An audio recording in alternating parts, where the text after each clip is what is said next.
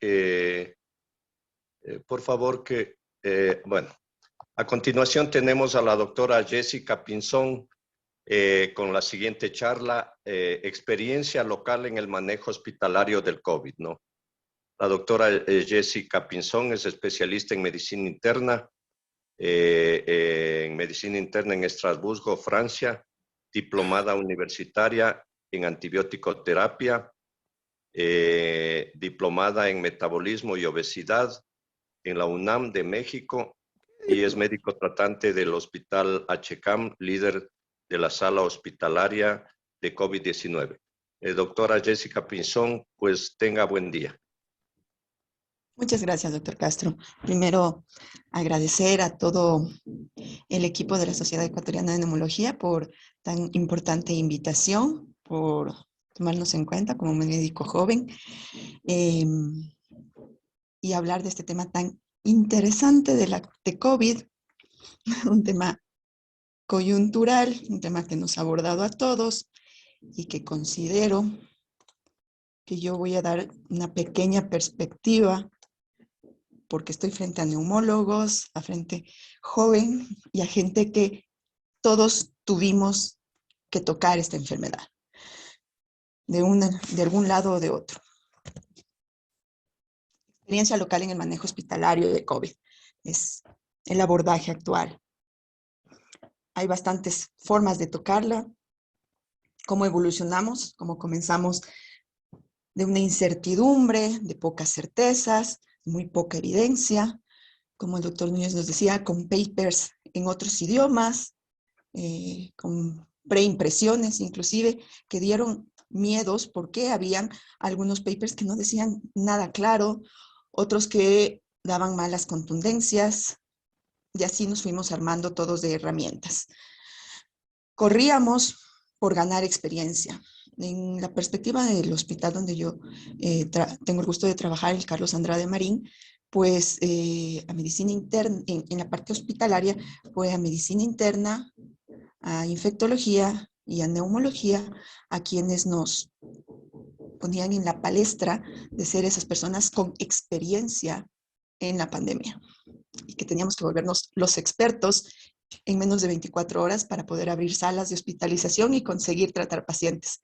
Fue un peso muy grande, creo que todos ustedes lo vivieron. Controversias internas dentro del hospital, dentro del ambiente médico, en qué vamos a hacer, cómo lo vamos a hacer, diferentes miedos y vivencias, miedos, porque nuestra salud estaba en juego.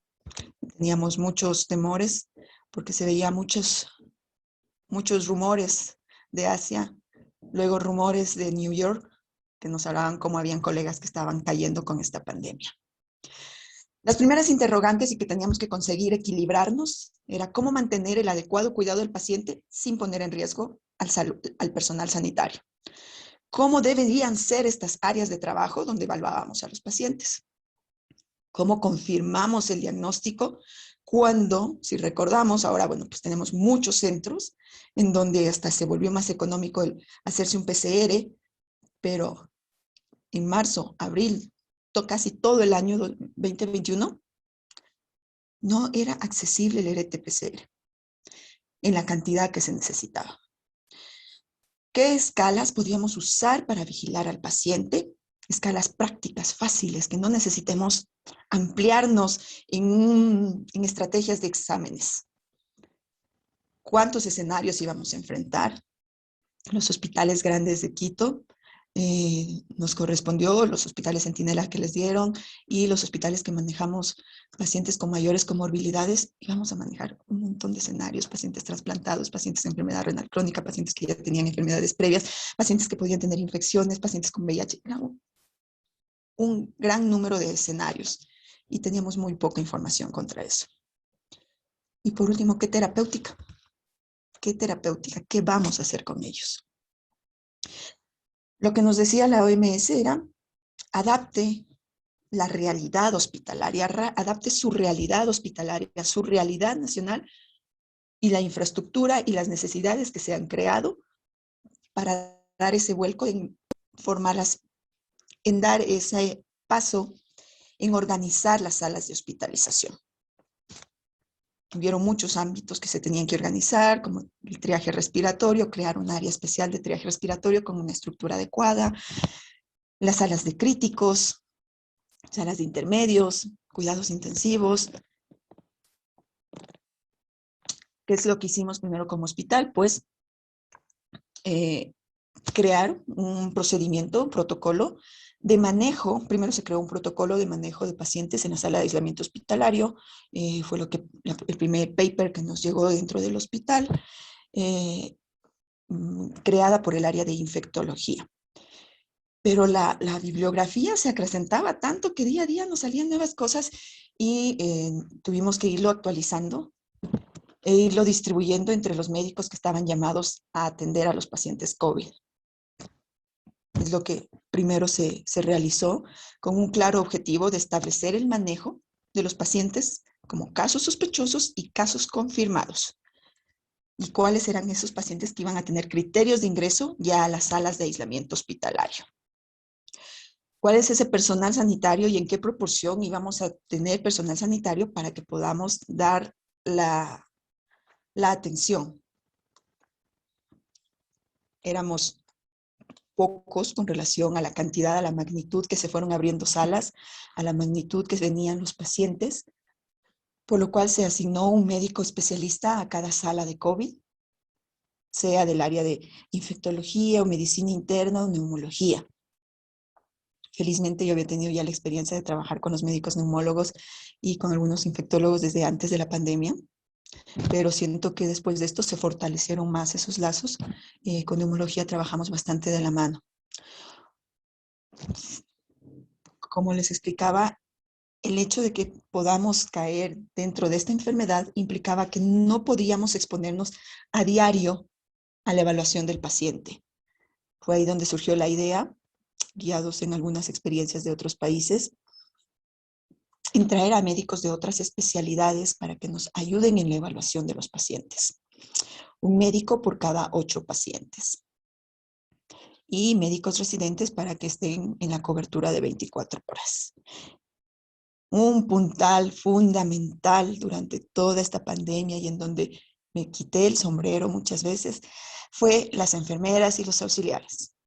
Excelente su trabajo, su entrega al paciente y el decirnos a los médicos que temen, vamos adelante. El personal de limpieza y nuestros camilleros. El personal de limpieza también un buen nivel de trabajo. ¿Qué requerimos para que comencemos a trabajar con nuestros pacientes? En nuestra parte, capacitar a cada uno de nuestros médicos, a cada uno de nuestros auxiliares, a todo mundo en utilizar bien los EPP. Impusimos un tiempo determinado de cuánto tiempo máximo podían estar expuesto el personal, máximo 6 horas, cumplías las 6 horas y afuera. Una ducha obligatoria para salir del hospital. Dejamos de utilizar la ropa de casa, la ropa de calle y comenzar a utilizar ropa exclusiva para el hospital. Nada de vómites dentro de la sala de hospitalización y un lema muy claro: en pandemia no hay urgencia sin EPP. Pase lo que pase, el EPP era primordial para el personal de salud que fue asignado a las salas de hospitalización COVID.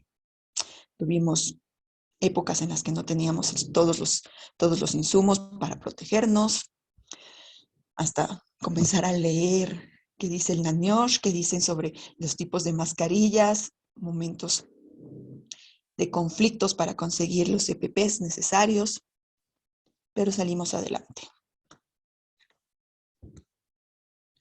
Las salas de hospitalización muy similares a estas, con una puerta de entrada, una área gris y una puerta ya de paso a la sala de hospitalización de los pacientes. En esa área gris era donde se consignaba el hacer la entrega de guardia, el cambio de la ropa para el ingreso y al salir pues hacer una ducha. Y consignarnos prácticamente a estar solo en esos espacios. Este fue mi equipo médico, a quienes les agradecí siempre. Una mezcla interesante, ¿no? Teníamos al equipo de neumología, a los médicos internistas en este equipo, y todos mis otros colegas pues están traumatólogos, dermatólogos, otorrinos, cardiólogo, coloproctólogo, oftalmólogo, endocrinólogo, Y nos ayudaba este conjunto de especialistas en que ellos se dejaban orientar en su mayoría por el equipo de medicina interna y de neumología, pero también sumaron desde su parte. Como les explicaba, tuvimos pacientes de diferentes perspectivas, el ginecólogo ayudándonos a hacer su eco dentro de la paciente hacia la paciente embarazada COVID, el coloproctólogo que tenía que hacer algunas evaluaciones porque tuvimos un gran número de panoramas y por ende ellos nos ayudaron a solucionar y a solventar esas otras enfermedades con las cuales los pacientes ingresaron, no solamente por COVID.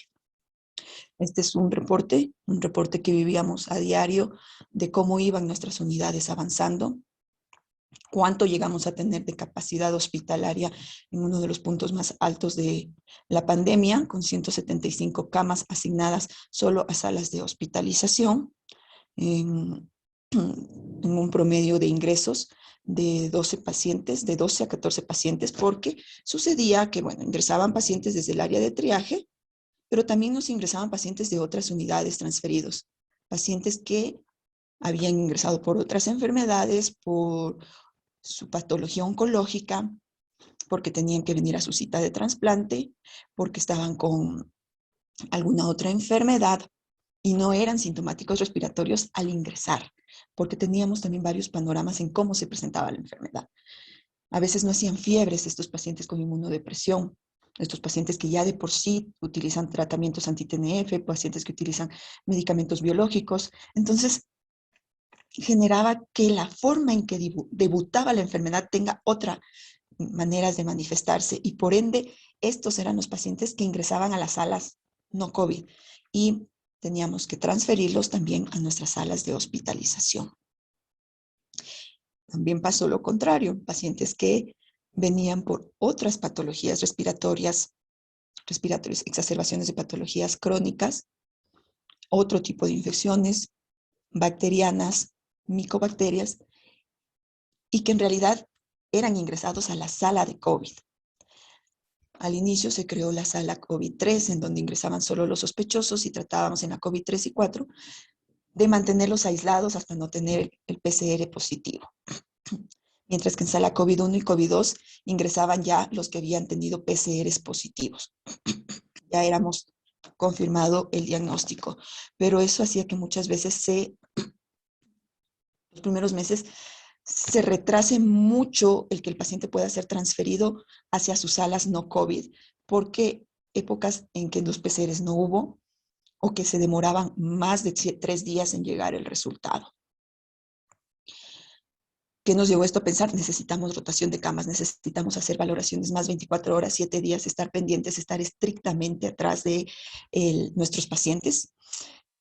Ahí nos ayudó mucho tener un equipo médico bastante ampliado, un equipo médico con otros especialistas para que ellos estén más al tanto también de ver todos estos resultados, porque llegó un punto en que ya estábamos desbordados, las especialidades que nos habían indicado que de inicio seamos nosotros los que afrontemos todo. Pero cuando ya vimos ese desborde, fue cuando tuvimos que pedir que vengan más gente de otros servicios. ¿Cuántos médicos, cuántos personal sanitario nosotros reportamos como pacientes que fallecieron de COVID? Lastimosamente tuvimos 3 médicos que fallecieron de COVID. Uno sí estuvo en atención directa, un colega sí estuvo en atención directa en salas COVID. El otro colega estuvo en atención de salas no COVID, en servicio de ginecología, y el otro colega estuvo por telemedicina. 2 administrativos y 2 personas del auxiliares de enfermería. Los 2 estuvieron en salas no COVID. En la sala COVID-1 de hospitalización, que es en la que yo estuve trabajando directamente, el 20% de nuestro personal médico, incluyendo enfermeras, auxiliares, camilleros y los médicos en sí, el 20% tuvo contagio por COVID-19 y uno requirió hospitalización. Mi colega necesitó hospitalización en nuestra misma sala. No pasó a terapia intensiva, pero sí tuvimos otras perspectivas de colegas que necesitaron ir a terapia intensiva. Esta era la primera pregunta que teníamos después. ¿Cómo confirmar el diagnóstico? ¿Qué hacíamos? Ahí recuerdo muy bien que llamamos a otros hospitales. Carlos Andrade Marín abrió su primera sala en el 18 de marzo. Recibimos nuestro primer paciente el 21 de marzo en salas de hospitalización COVID. Pero ya teníamos rumores de otros hospitales. Fue ahí cuando llamé a mis compañeros de Guayaquil a preguntarle qué era lo que estaba pasando en Guayaquil. Porque una cosa es lo que nos mostraba la prensa y otra es hablar con nuestros compañeros que estaban ahí al frente. Era desastrosa sus historias, su falta de que alguien nos capacite en decirles, vamos a ponernos los EPPs de esta manera, vamos a dividir a los pacientes. Creo que el hecho de que en Quito nos dio un tiempo de preparación, tuvimos un tiempo de preparación el equipo médico. Guayaquil lastimosamente no lo tuvo y les explotó en la cara esta pandemia. Y sí, algunos compañeros de neumología, de medicina interna, llamamos a nuestros compañeros de Guayaquil para preguntarles exactamente qué estaba pasando. También recuerdo haber sentido mucha envidia del Quito Sur, que comenzaron a tener este tomógrafo con el software especial para poder detectar a los pacientes COVID con una tomografía y tenían un diagnóstico en 10 minutos bastante bueno, con un alto grado de sensibilidad. Le agradezco mucho a Karina Coronel, que fue quien me respondía siempre las llamadas y estábamos muy pendientes de poder saber qué es lo que estaba pasando de ellos, cómo estábamos acá en Quito, cómo estaba Quito Sur, cómo estábamos Carlos Andrade Marín, y intercambiar papers con muchas personas del Quito Sur, con personal de neumología, con personal de medicina interna. Se creó una bonita red en ese momento. Y poder hablar también con nuestros radiólogos de nuestro hospital en que instruyanos, vamos, infórmenos, vamos a hacer esto, tenemos que necesitar sacar, no tenemos el software que tienen en el otro hospital, pero podemos hacer las tomografías, podemos verlas, podemos valorarlas, podemos ir acostumbrando nuestro ojo a decir, esto es COVID, esto no es COVID, e ingresarles, porque el RT-PCR se estaba demorando mucho, primero, en ocasiones en que les tomen la muestra. Segundo, luego en recibir el resultado. Tercero, en que sea accesible para todos los pacientes. Eso nos limitó muchísimo y sí, yo considero que las tomografías nos salvaron a todos en general. El tener que volvernos expertos de la noche a la mañana en poder leer muy bien una tomografía y en poder estructurar estas partes que nos hacían pensar más en COVID y dejar atrás otras enfermedades. Y también saber en qué tiempo estoy yo leyendo mi tomografía. Una tomografía en un tiempo de pico de pandemia, con las características propias de COVID, tenía una sensibilidad mayor al 97%, con una baja especificidad en el momento de un pico de pandemia. Ahora, la especificidad comenzaba a bajar conforme la curva de la distribución de la enfermedad caía. Y eso también tuvimos que irnos adecuando e ir entendiendo lo que son picos epidemiológicos, cuándo son las caídas de esto y cómo teníamos que ir revalorando las herramientas diagnósticas que teníamos. ¿Cuál es el perfil de pacientes que ingresamos en Carlos Andrade Marín a nuestras salas de hospitalización? Hombres fueron en un 60%, los mayores de 65 años, que eran los pacientes que teníamos nosotros según los cortes epidemiológicos de las publicaciones de China, que eran unos de los que tenían mayor susceptibilidad a tener complicaciones, resultaban ser el 34% de nuestros ingresos. Hipertensión arterial, un 28% de nuestros pacientes. La diabetes mellitus se distribuyó en un 21.4% de los pacientes. Enfermos renales crónicos en hemodiálisis, un 8.9%. Pacientes con neoplasias, un 7%. Ingresaron con escala de CURB 65, el 87% de los pacientes, y escala de CURB 65 de 2, un 12.7% de los pacientes. La edad promedio fue de 57, con un mínimo de 26 y una edad máxima de 98. Los grupos de edad distribuidos fueron de menores de 34 años, el 11% de nuestra hospitalización, de 35 a 44 años, el 16%, de 45 a 54 años el 9%, de ahí ya se comienza a engordar el grupo, de 55 a 64 años 30%, y mayores de 65 años el 34%. Más allá de la mitad fueron mayores de 55 años de edad.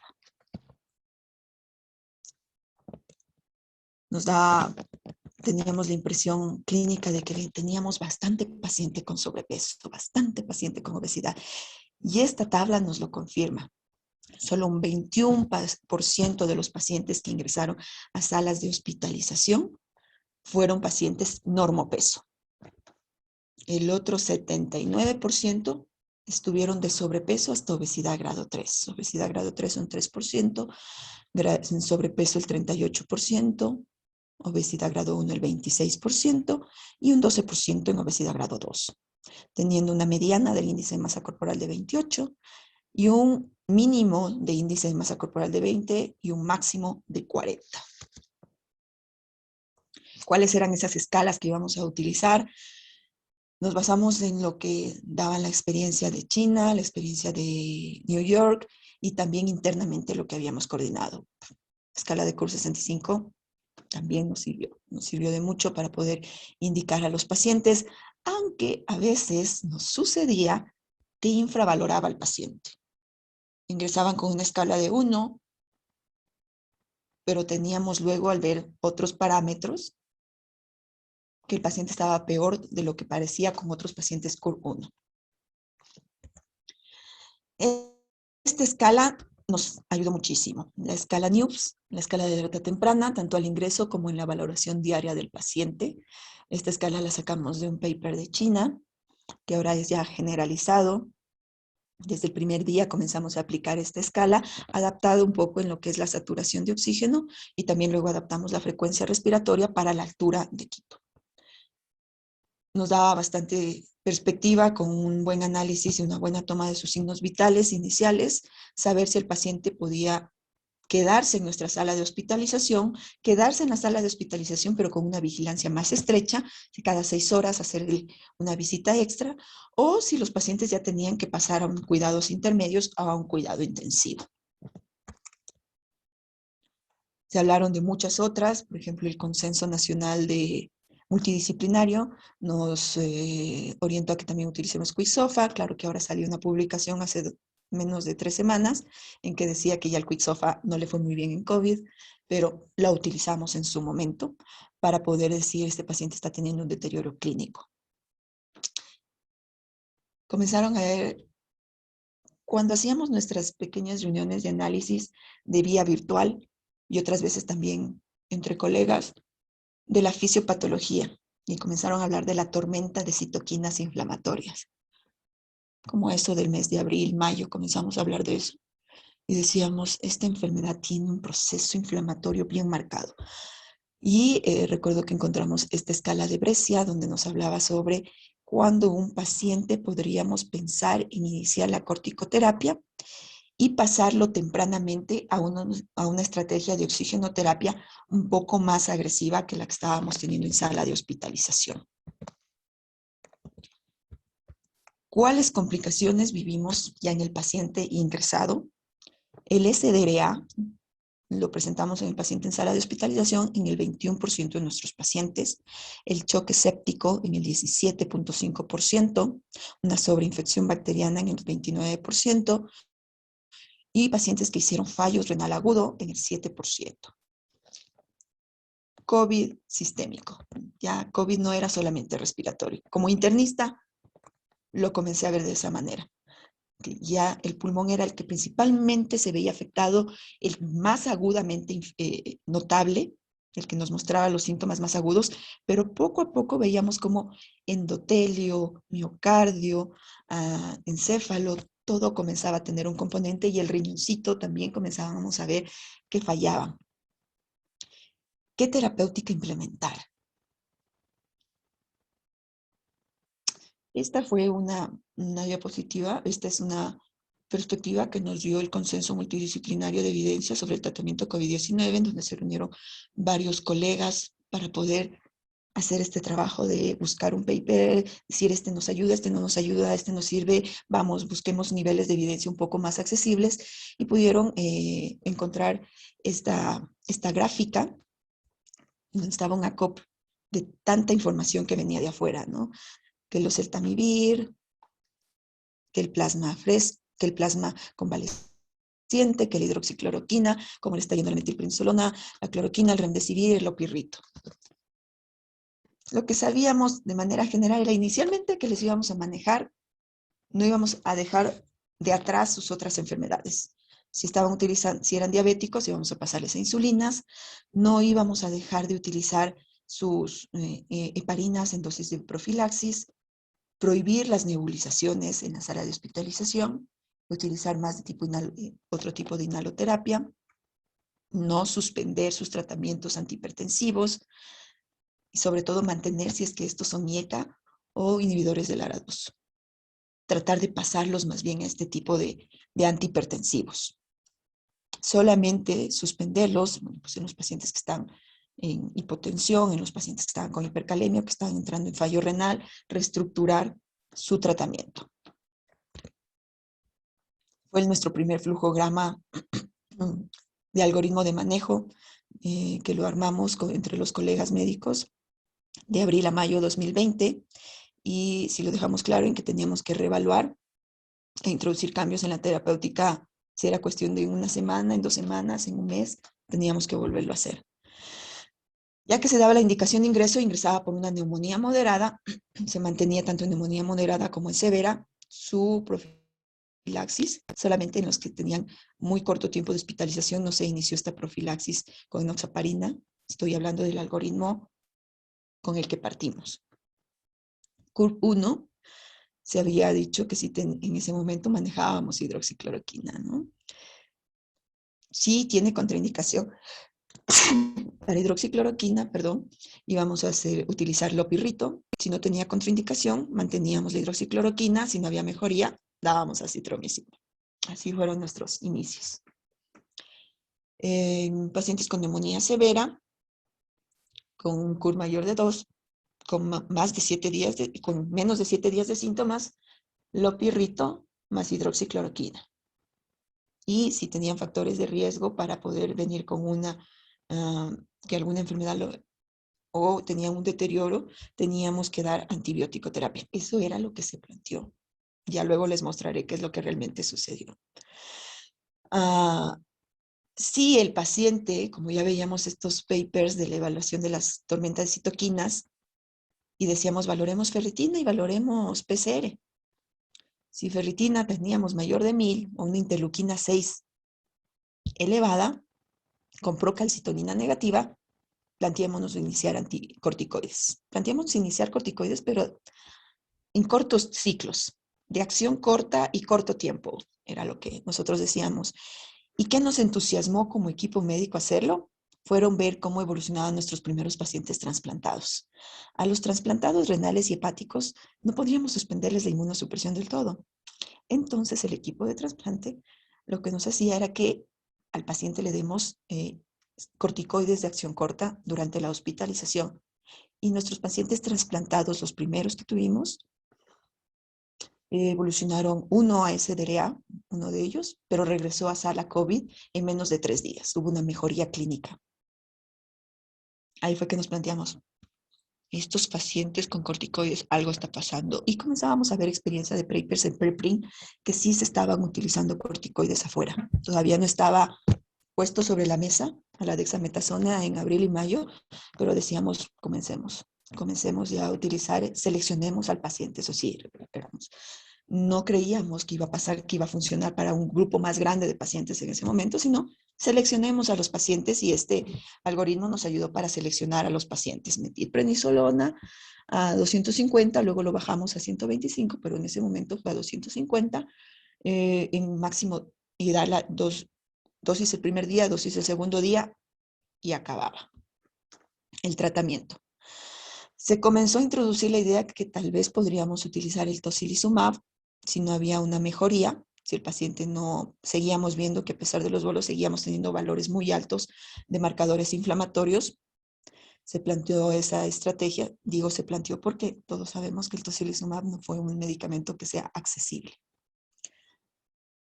Si había una mejoría, pues ya los reactantes de fase aguda, y si no había una mejoría, pues también aquí el equipo de hematología actuó bastante fuerte en que estaban ellos viendo experiencia en esa época de que el plasma convaleciente en los preprint que recibían en unos decían que sí había mucha controversia porque unos decían que sí, otros que para nada, pero una cosa es decirlo aquí y otra fue vivirlo, darnos cuenta cómo los pacientes morían. Pues si hematología nos quiere ayudar, venga, hagamos plasma convaleciente. Y los primeros en donar fueron todos los colegas de todo el personal sanitario que que tuvo la enfermedad y que fueron a hacer las donaciones inmediatamente. Todos los médicos, recuerdo que lo hicieron, todas las enfermeras, los auxiliares fueron a banco de sangre en este proyecto que se planteó. Es verdad que actualmente ya sabemos que plasma convaleciente sirvió, pero decíamos, nosotros mismos estamos ahí al pie de lucha y nosotros mismos vamos a hacer la cura, se iría ya de foco. ¿Qué cambios se introducieron en junio?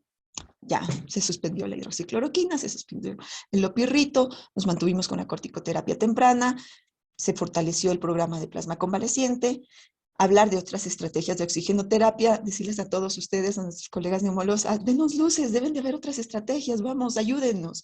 Hablar con compañeros de España, que ellos estaban teniendo también bastante formación en esto de oxigenoterapia, que es lo que estaban haciendo allá.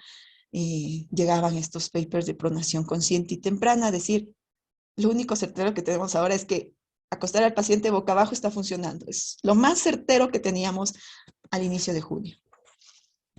E incentivar a nuestros fisioterapistas respiratorios a que nos ayuden más al pie de cama del paciente. Los papers del Recovery de la Oxford que nos ayudaron a decir qué cosas ya no estaban funcionando y ya dejen de usarlas inmediatamente. Se cortó de raíz. Y este que nos arregló, creo que la vida a muchos. Nos dio la razón en algunas perspectivas y nos dijo, no necesitas un corticoide caro, necesitas un corticoide económico, un corticoide accesible, la dexametasona. Pero hay que saber a qué pacientes dar. Eso fue lo malo, ¿no? Vimos cómo en la perspectiva ambulatoria comenzaban a dar a todos los pacientes. No, se ha demostrado que está disminuyendo la tasa de mortalidad y la hospitalización en los pacientes que están utilizando oxigenoterapia, en los pacientes que necesitan oxigenoterapia o que ya están con estrategias ventilatorias más avanzadas. En los pacientes extrahospitalarios no se estudió esta perspectiva, no se vio un beneficio. Entonces, luego, cuando veíamos que venían pacientes que no estuvieron ni con oxigenoterapia y ya estaban con sus 10,000 dosis de corticoides, eso ya lo vivimos en el 2021, y sí nos llevó a que veamos más bien otras sobreinfecciones, otro tipo de evolución del COVID. ¿Cómo utilizamos? ¿Cuál fue en total? Esta es una corte de mayo a noviembre del 2020. ¿En qué porcentaje se utilizó? Los corticoides los utilizamos en el 67.8% de nuestros pacientes. La heparina de bajo peso molecular se utilizó en el 80% de los pacientes, la antibiótico-terapia en el 78%, la oxigenoterapia, pacientes que entraron a sala COVID con oxigenoterapia en 82%, y el tocilizumab en el 1.8% de nuestros pacientes. Pacientes que económicamente pudieron conseguir el tocilizumab, se les planteó la idea del algoritmo y lo consiguieron de alguna manera. ¿Qué pasó en el 2021? Pues ya nos dijeron que plasma convaleciente no servía, quedó el programa de plasma convaleciente, se había hablado de colchicina, la colchicina también demostró, se cerró el estudio y el brazo en el que se estaba utilizando colchicina antes de que termine el tiempo, porque ya el 5 de marzo dijeron, se nota que no está funcionando. Recovery también nos mostró que la aspirina no estaba ayudando en la sobrevivencia de los pacientes en junio del 2021. Fisioterapia que nos estaba ayudando, pronación consciente temprana, fortalecimiento de músculos respiratorios, como este compromiso sistémico en el paciente COVID repercutía hasta en la funcionalidad, no solo en la parte de la estructura pulmonar en su parénquima, sino también en el plano muscular, la debilidad que se estaba generando, la neuropatía. Y ahí se volvió una estrategia fundamental tener fisioterapistas a cargo de los pacientes. Y ahora, pues, manejando el equipo de rehabilitación pulmonar a los pacientes post-COVID. Datos tan interesantes como que no sabíamos manejar el oxígeno como se debía. Como a veces se le destetaba y algunos bajaban primero el litro y luego la FiO2 y luego Entonces fue, fisioterapistas, formen a mis médicos, fórmennos a todos y ustedes sean los que están más al pie del paciente en supervisar ustedes el destete de oxígeno para que no cometamos errores y así irnos formando de la mano con ellos. Creo que hemos logrado también entender más el trabajo del fisioterapista respiratorio durante esta pandemia. Altas tempranas con oxigenoterapia domiciliaria. Se logró manejar gracias al equipo de neumología que manejó este programa de oxigenoterapia domiciliaria. Cómo evolucionaron nuestros pacientes de sala COVID. Los pacientes de sala COVID, el 18% de nuestros pacientes requirieron ingreso a cuidados críticos. El 18% entraron a cuidados críticos. Y un 5% fallecieron en hospitalización. En realidad, 23% requerían salas de hospitalización, pero un 5% se quedó y falleció en salas de hospitalización. En este 5% de pacientes que fallecieron en salas de hospitalización, hubieron pacientes que eran considerados no reanimables por sus múltiples patologías o por alguna perspectiva que ya se había considerado con las familias, y hubieron también picos de pandemia en los cuales pacientes fallecieron sin lograr nosotros conseguir una sala de hospitalización para el paciente. Esa fue una realidad. Todos sabemos que no tuvimos la suficiente capacidad de camas de sala crítica, ya que este proceso de salas, este proceso de rotación de camas en cuidados intensivos, en cuidados intermedios, era mucho más truncado que en salas de hospitalización. La rotación de camas fue mucho más corta en salas de hospitalización versus a las que teníamos en terapia intensiva, y es una realidad mundial. El paciente COVID utilizó bastantes recursos en salas de hospitalización de cuidados críticos. La sobrevivencia de salas de hospitalización fue del 77%. ¿Cuánto fue el tiempo de hospitalización? Les voy a comentar que vamos a evaluarlos en 2 puntos. Tuve que evaluarlos en 2 puntos porque en salas de hospitalización COVID nosotros pusimos un tiempo máximo en el que el paciente podía estar en salas de hospitalización COVID como paciente aislado respiratorio. Pasados los 15 días, el paciente tenía que ya pasar a salas de no aislamiento respiratorio, a salas ya no COVID, si necesitaban continuar su hospitalización. Entonces eso podría generar un sesgo, por eso es que lo evalué en 2 puntos. Este es el punto en ver a los pacientes del tiempo hospitalario en sala de hospitalización COVID-19. En promedio de días de hospitalización fue de 6.8 días, con un menor número, el mínimo que recibimos fue de un solo día y el mayor número de hospitalización fue 15, pero por lo que les cuento el sesgo de que si alguien ya cumplía más de 15 días tenía que salir a salas no COVID. Por eso lo hice en grupos. 45% de nuestros pacientes salían con alta hospitalaria de 1 a 5 días. De 6 a 10 días, un 37% de los pacientes. Y mayor a 10 días, un 17% de nuestros pacientes. Ahora, esta es una valoración de días de hospitalización HCAM solo en salas de hospitalización, no tomada en cuenta terapia intensiva. Solamente los pacientes que tenían evoluciones leves, moderadas, no necesitaron pasar a intermedios ni a críticos. Estos pacientes, pues, evaluando ya la hospitalización hasta en salas no COVID, 51% de los pacientes salieron con al menos de 7 días de hospitalización, 30% requirieron de 8 a 14 días de hospitalización y mayor a 15 días de hospitalización fueron 19% de los pacientes. El número de hospitalización total HCAM, sin tomar en cuenta los pacientes de terapia intensiva, que ese es otro análisis, fue de 7.5 días, con un mayor número de días de hospitalización de 29 y el menor de 2 días de hospitalización. Esto salió en febrero 2021, donde ya se hablaba más fuerte del tocilizumab, en cómo sí ayudó en reducir el fallecimiento de los pacientes a 28 días, teniendo un NNT de 25, un número necesario tratar de pacientes de 1 en 25, para poder ver esta mejoría en la sobrevida de los pacientes y para que tengan una posibilidad de disminuir el tiempo de hospitalización. Y ahora, ¿qué es lo que nos están contando desde junio? Nos están contando, porque es un medicamento inaccesible aquí en Ecuador, la combinación de anticuerpos, la combinación de estos anticuerpos monoclonales de casirivimab y de indevimab, que están mostrando que reduce la mortalidad y la necesidad de ventilación mecánica. Lo han evaluado en diferentes momentos, lo han evaluado en pacientes en enfermedad leve con comienzo reciente, en pacientes asintomáticos y en pacientes que han tenido una enfermedad moderada. En los pacientes inclusive asintomáticos dice que reduce la posibilidad de las infecciones sintomáticas, también muestra que está en los pacientes con enfermedad leve reduciendo el riesgo de hospitalización. Y algunas guías de los países del primer mundo nos están diciendo que sí, la van a comenzar a utilizar. Todos vivimos como Remdesivir y Tocilizumab llegaba hasta por el mercado negro, nuestros pacientes los elevaban a los precios y este medicamento se vuelve un medicamento inaccesible para las personas con pobreza. La pandemia mostró una inequidad social terrible y con las vacunas lo estamos viviendo también.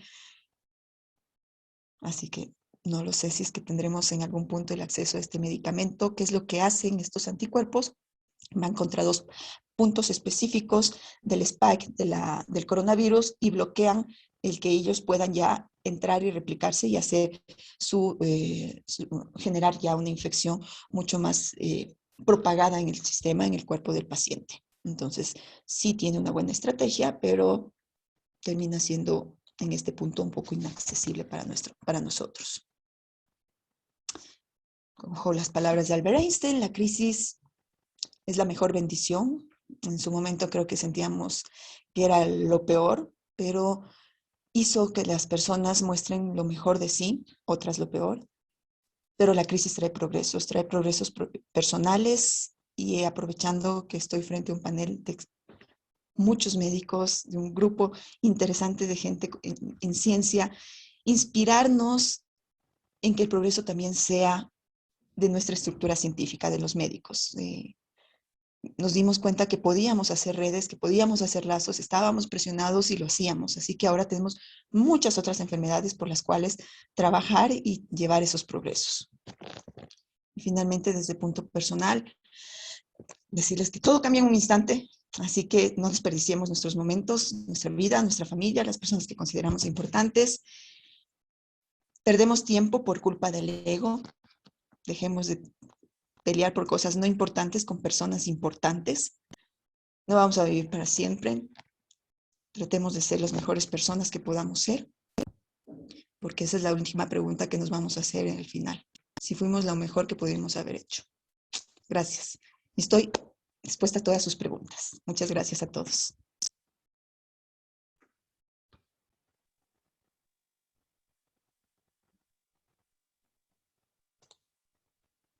Muy agradecido a la doctora Jessica Pinzón por sus aportes. Ella nos ha dado un enfoque de la experiencia que todos hemos podido tener en esta última epidemia, pues, y realmente nos ha dejado reflexiones muy grandes, no solo científicas, sino también humanas, ¿no? Es importante que nosotros, especialmente la gente joven, aprendamos en base de las experiencias que nos están dando todos estos, en este caso, pues esta epidemia que nos cogió desprevenido, pero que en todo caso, pues como entes de salud, nosotros supimos afrontar con altura y con altura científica, digamos, ¿no? Muchas gracias, doctora Jessica Pinzón. Me parece que no hay preguntas. Cuando no hay Sí, preguntas, sí, tenemos dos preguntas, doc. ya, le doy paso a la doctora Fernández. Siga. Dice, excelente, felicitaciones, doctora, muy humana y buen resumen científico de su ponencia. Es una felicitación. Se me perdieron las preguntas. Muchas Con gracias. respecto, Sí, bueno, con respecto a las con respecto al estudio del plasma del convaleciente que se realizó en el Andrade Marín, ¿fue publicado? ¿Sabe algo de los resultados? hay resultados, pero no está siendo publicado porque tenemos el equipo médico que hizo este del plasma convaleciente, fue el equipo del doctor Granja, doctor Orquera a la cabeza, con todos los, no se quedó atrás ninguno de los hematólogos, y ellos tienen los datos. Están esperando la aprobación para poder ellos publicarla, porque sabemos que no se podía hacer ninguna toma de datos ni nada sin que MSP lo apruebe. Tenemos ese corte un poco para poder llegar a esa aprobación, pero ellos tienen todos los datos. Sí existe, ellos lo tienen y están esperando un aprobado para que puedan ellos publicarlo.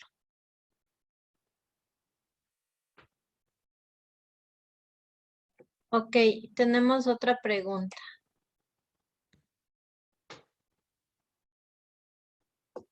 Dice, doctora, ¿cuál es la frecuencia respiratoria de referencia en Quito? De acuerdo a nuestros pacientes en Quito. Hicieron una conversión y lo que se encontró es que una frecuencia respiratoria media normal es de 20, con un máximo normal de 24, mientras que la escala de NIUPS nos decía que 24 ya se consideraba como 2 puntos en el riesgo, entonces por eso tuvimos que quitar ese y más bien comenzar desde valores superiores a 24, de 2 en 2 sobre 24, a considerarla como una frecuencia respiratoria de riesgo, de acuerdo a la conversión que se realizó. Ok, una pregunta. ¿Cuál es la situación actual del Andrade Marín?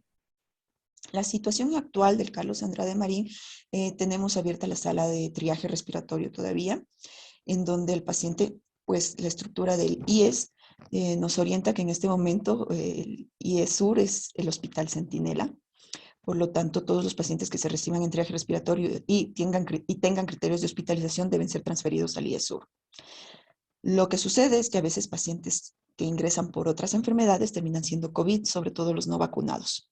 Por ellos es que se ha mantenido una sala de hospitalización, ni una sala, son 3 habitaciones que están bloqueadas con 4 camas para que en caso de que pacientes necesiten ir transferidos a estas salas de hospitalización COVID, ahí ingresen. Esta semana hubo un solo paciente hospitalizado. En neumología también tienen una habitación en donde cuando hay algún paciente, es más común que pueda pasar que el paciente que entra por patología pulmonar pueda ser un COVID positivo. Entonces ahí también hay 2 cuartos de aislamiento donde se los bloquea a los que tengan sospecha y si es que salieran positivos, se los pasa inmediatamente a las salas a las habitaciones de aislamiento que están en el servicio de infectología. En infectología es donde están esas 4 camas y como les decía, la semana pasada fue uno de los pacientes. Y en terapia intensiva, que pude tener un diálogo con el doctor de terapia intensiva la semana pasada, me decía que en terapia intensiva tienen 3 pacientes hospitalizados COVID positivos. Y ellos tienen también un espacio en el ala sur bloqueado para pacientes COVID.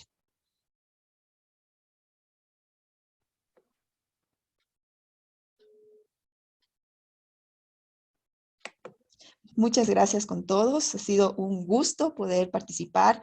En realidad, si tienen cualquier duda, cualquier incertidumbre, mi email es jessicapinzon25@gmail.com. Un gusto. Hasta luego con todos. Muchas gracias, Muchas doctora, gracias. por su participación. Un abrazo.